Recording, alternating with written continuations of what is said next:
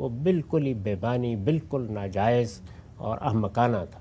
صاف معلوم ہوتا ہے کہ طاقت کے نشے میں ایک اقدام کر ڈالا گیا جس کے نتائج و عواقب نہیں دیکھے گئے. سلامتی ہے ان آنکھوں پہ جو ہدایت پہ نظریں جمائے بیٹھی ہیں، ان کانوں پہ جو ذکر خیر کے منتظر رہتے ہیں، اور ان قدموں پہ جو ہدایت کی راہ پہ گامزن ہیں.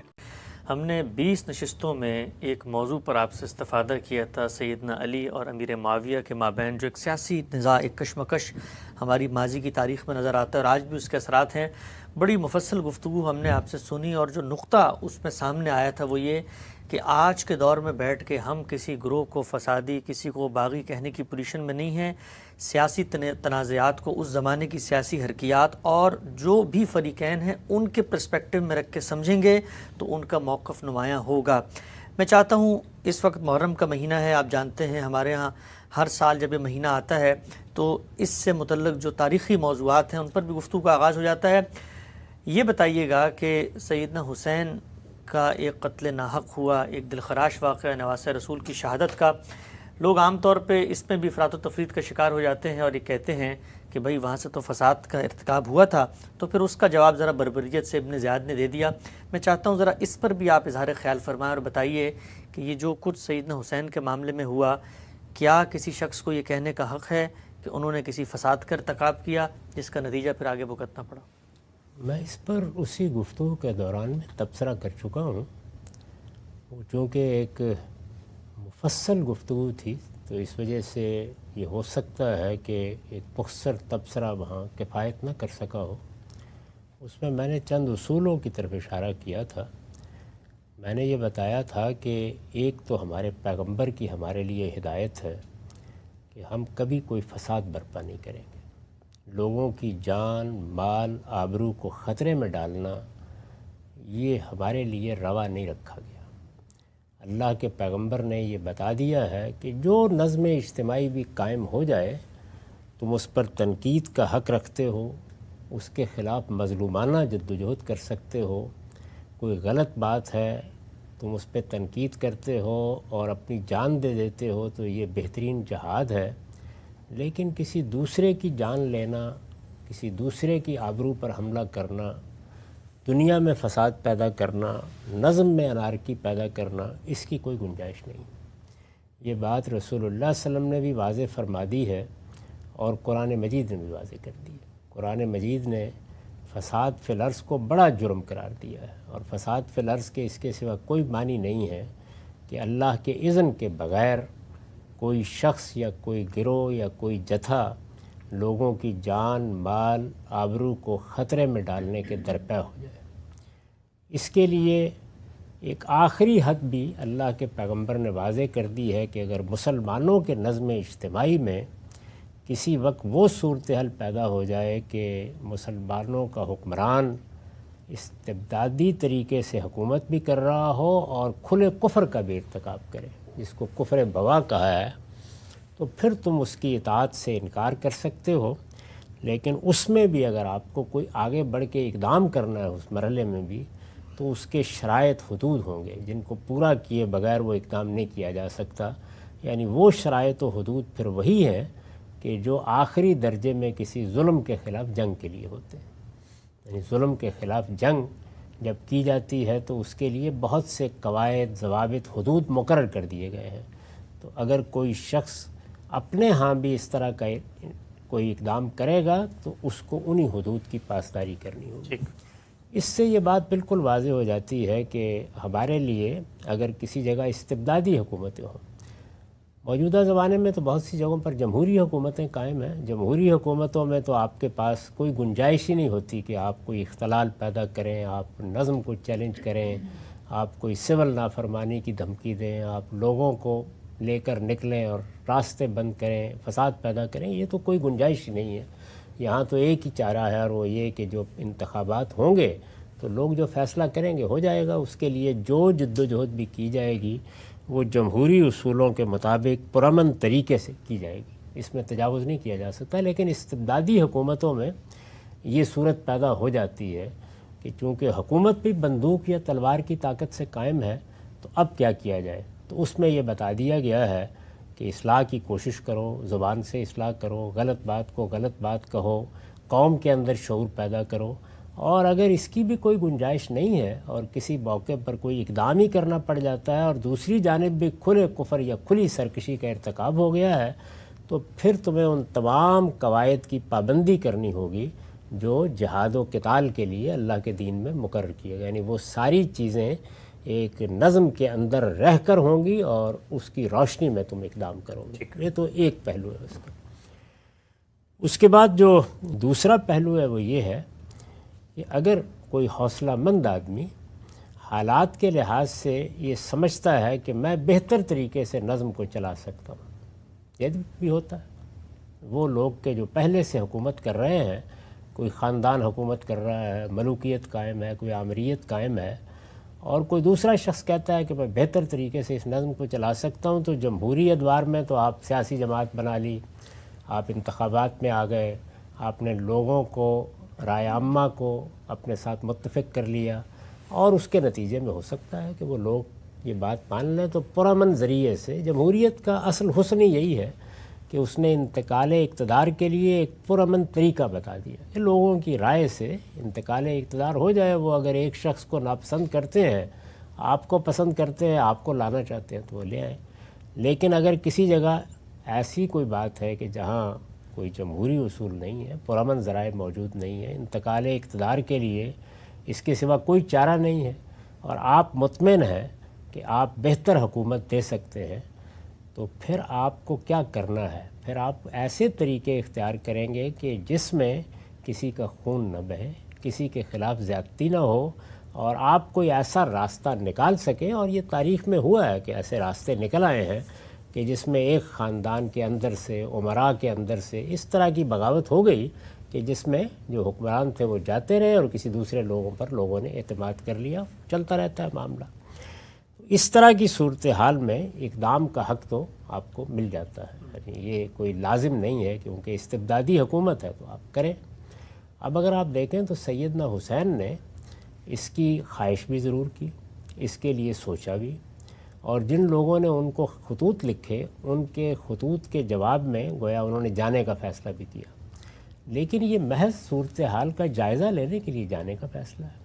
ایک سلطنت میں، ایک ریاست میں مختلف لوگ موجود ہیں، مختلف شہر موجود ہیں، وہاں آدمی جانا چاہتا ہے یا ملنا چاہتا ہے یا لوگوں سے بات کرنا چاہتا ہے، تو خلفائے راشدین نے جو روایت قائم کی تھی اس میں اس طرح کی کسی پابندی کی تو کوئی گنجائش نہیں تھی۔ وہ اگر وہاں سے ایک لشکر اکٹھا کرتے اور کوئی اعلان جنگ کر دیتے تو پھر 10 باتیں کہی جا سکتی تھیں، ان میں سے کوئی چیز انہوں نے نہیں کی۔ اپنے خاندان کے لوگوں کے ساتھ انہوں نے یہ فیصلہ کیا کہ وہ کوفہ چلے جائیں، وہاں چونکہ ان کے والد کا دارالحکومت رہا تھا، ان کے بہت سے وہاں جاننے ماننے والے تھے، بہت سے لوگ تھے جو یہ چاہتے بھی تھے کہ اگر وہ آئیں تو ممکن ہے کہ کوئی ایسا راستہ نکل آئے کہ جس سے ایک چھاؤنی ہے، ایک بڑا علاقہ ہے، وہاں پر نظم قائم ہو جائے تو آگے بھی کچھ بات کی جا سکے۔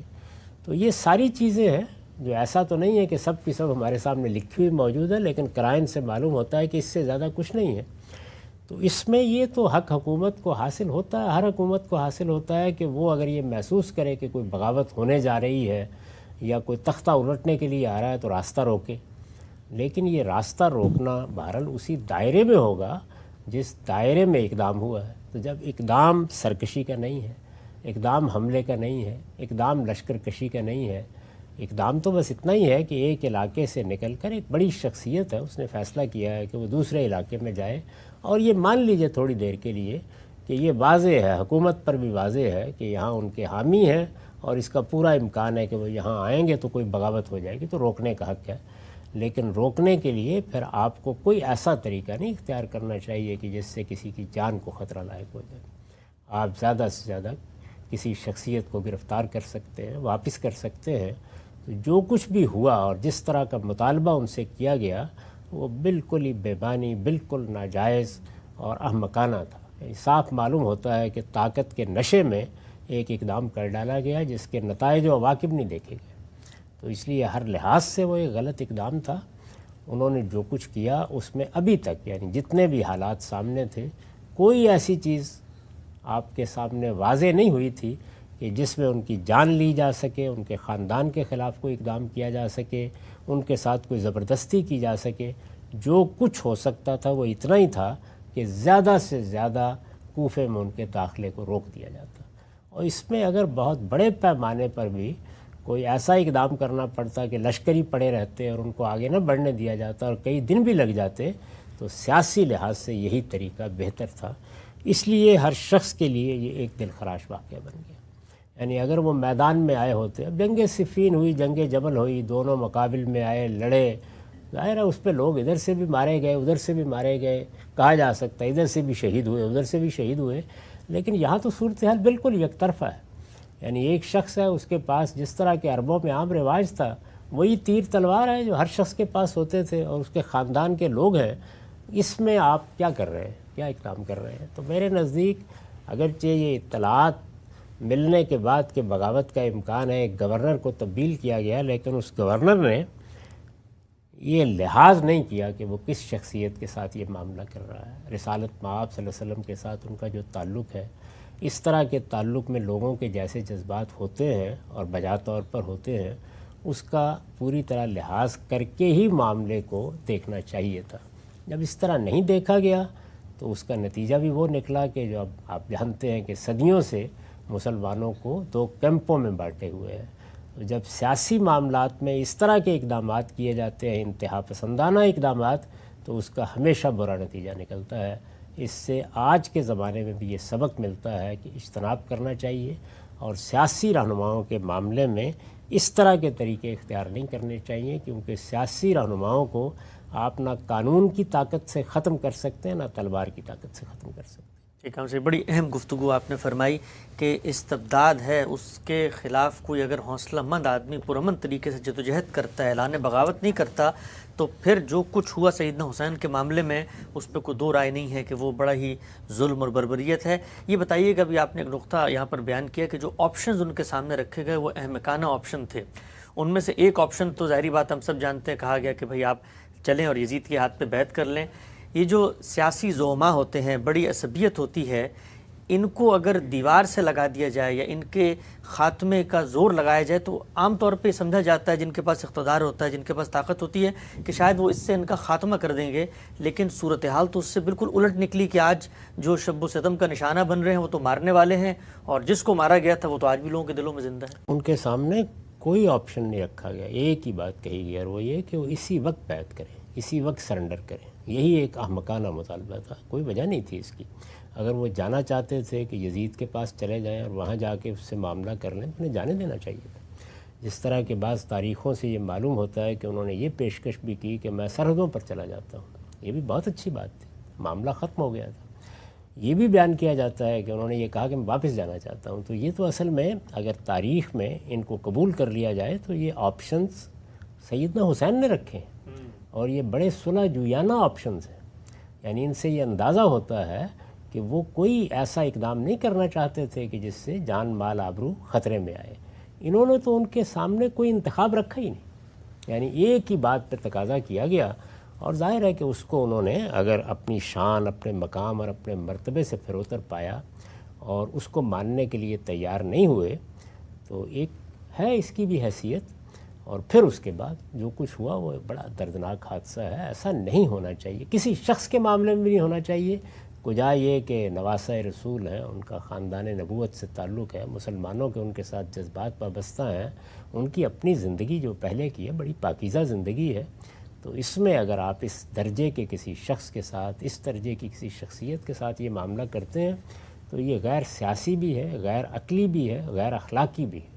ایسا کسی حال میں بھی نہیں کرنا چاہیے. سیاسی رہنماؤں کے بارے میں جو آپ نے پوچھا ہے, تو اس میں بھی یہی بات ہے کہ اگر کسی نے کسی جرم کا ارتکاب کیا ہے تو اس میں تو ہمارا دین یہی کہتا ہے کہ کسی کے ساتھ کوئی رعایت نہیں کی جا سکتی. لیکن ملک میں ایسے قوانین بنانا جس میں لوگوں کی رائے کی بجائے قوانین راستہ روکنے کا کام کریں, یہ جمہوری اصولوں کے بھی خلاف ہیں اور یہ سیاست کی نفسیات کے بھی خلاف ہیں. یہ آپ جانتے ہیں کہ میں نے کئی برس پہلے بھی اس پہ تنقید کر کے یہ بتایا تھا کہ جو قوانین ہمارے ہاں بنا دیے گئے ہیں اور ان کے ذریعے سے ہم سیاسی رہنماؤں کی نااہلیت کے فیصلے کرتے ہیں, یہ کسی حال میں بھی نہیں ہونے چاہیے. کسی نے جرم کیا ہے, جرم کی ایک متعین سزا ہے, وہ اس کو ملنی چاہیے. جب آپ کسی کو جیل میں ڈال دیں گے یا کسی کو جرمانہ کریں گے یا اور کوئی سزا دیں گے تو جس طرح باقی جرائم کی سزا ہے وہ بھی بہت لے گا. ممکن ہے اس کے نتیجے میں لوگ یہ فیصلہ کریں کہ ہم اس کو اب اپنے رہنما کی حیثیت سے بھی معزول کر رہے ہیں، لیکن رہنما کی حیثیت سے معزول کرنے کا فیصلہ یہ ایک جمہوری معاشرے میں لوگوں کو کرنا چاہیے، ہر حال میں لوگوں ہی کو کرنا چاہیے. اس طرح کے قوانین کے ذریعے سے آپ سیاسی عصبیت کو ختم نہیں کر سکتے. پھر نتیجہ کیا نکلتا ہے؟ نتیجہ یہ نکلتا ہے کہ قوانین کچھ کہہ رہے ہوتے ہیں، لوگ کچھ کہہ رہے ہوتے ہیں، حقیقت کچھ ہوتی ہے، منظر کوئی اور سامنے آ جاتا ہے. تو اس سے اجتناب کرنا چاہیے. بالکل احمقانہ تدبیریں ہیں. اس طرح سے نہ کسی کو سیاسی لحاظ سے اوپر لانے کی صحیح کرنی چاہیے اور نہ نیچے گرانے کی صحیح کرنی چاہیے. صاحب ایک اور آخری سوال اس موضوع سے متعلق، اس پہ بھی رہنمائی کیجیے گا کیسے دیکھنا چاہیے اس کو. یہ بحث بھی ہمارے یہاں ہوتی ہے کہ جو کچھ ہوا کربلا کے اندر یہ ایک لوکل سطح کے اندر کیا گیا اقدام تھا، ایک گورنر کی طبیعت کے اندر ایک طرح کی تیزی تھی، غصہ تھا، اس کا اظہار ہوا.